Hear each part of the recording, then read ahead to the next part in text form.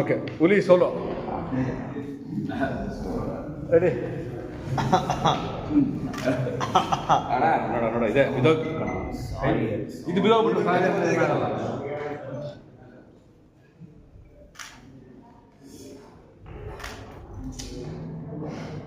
ಒಂಚೂರು ಅಣ್ಣ, ಒಂಚೂರು ಸೈಡ್ ಬ್ಲ್ಯಾಕ್ ಬರಲಿ ಬ್ಯಾಕ್ ಟಿ ಶರ್ಟು. ಹಾಂ, ಕಾರ್ತಿ ಅಣ್ಣ ನೀವು ಫೋಟೋ ತೆಗಿತಿದ್ದೀರಾ? ರೆಡಿ ಅಣ್ಣ, ಹಿಂದೆ ಸ್ವಲ್ಪ ಸೈಡು ಅಣ್ಣ. ರಮೀತ್